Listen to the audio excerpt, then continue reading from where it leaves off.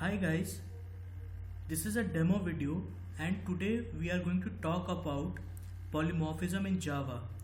So the literal meaning of polymorphism is many forms.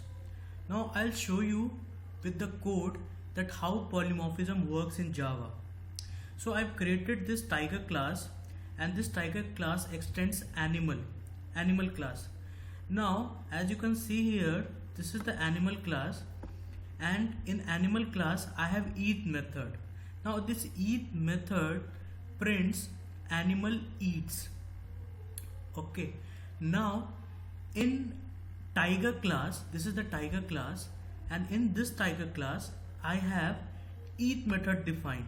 Now since I have already extended the animal class, I am overriding this method. So method overriding is one of the part of polymorphism, and as you can see in this eat method I am printing tiger eats.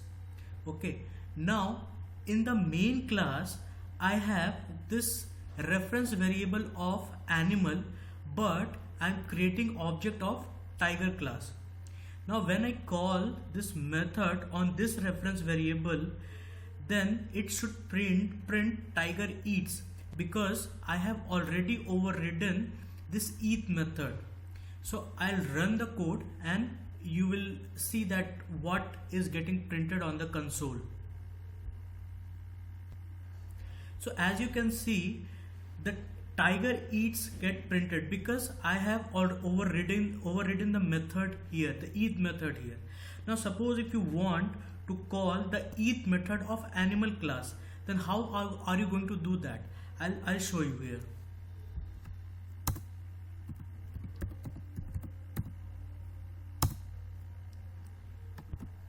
So as you can see, I have used this super keyword to call the eat method of animal class.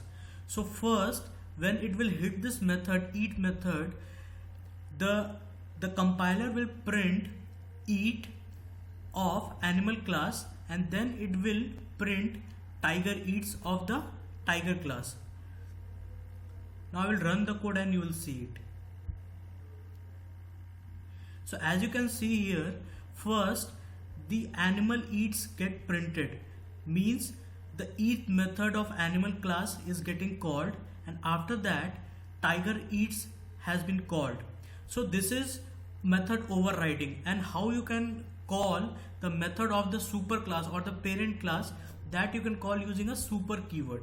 So this is method overloading, one of the part of polymorphism. And also here you can see that I have created this reference variable of type animal, but I am creating the object of the tiger class, which is again polymorphism concept.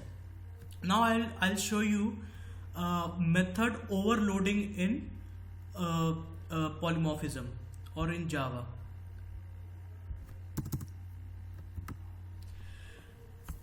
So as you can see here, I have this class polymorphism demo.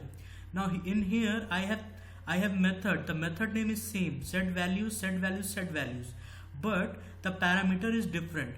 In the first set values method I have a parameter of type int.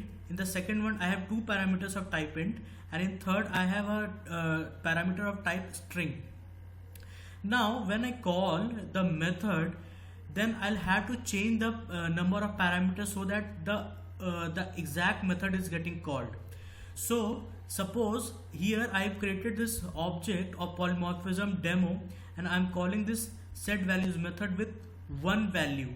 Then it should call this method because this set values had only one parameter, and this parameter matches this method. That means the signature of the method is getting matched, so it will get called. I will run this program and let you know. As you can see, value for a is getting printed, means this method got called. Now suppose if I pass two values, two parameters in this method, then what will happen? So as you can see, I have passed two parameters in this method. So this methods get called because the signature matches the signature which is provided over here and the signature which is available over here is matched, and that's why this method is getting called. Likewise for string also, if I pass string, the same with will get called. So this is some of the basic concepts of polymorphism in Java. If you want to learn more and have more in-depth knowledge, then you can contact Jan classes. Thanks for watching.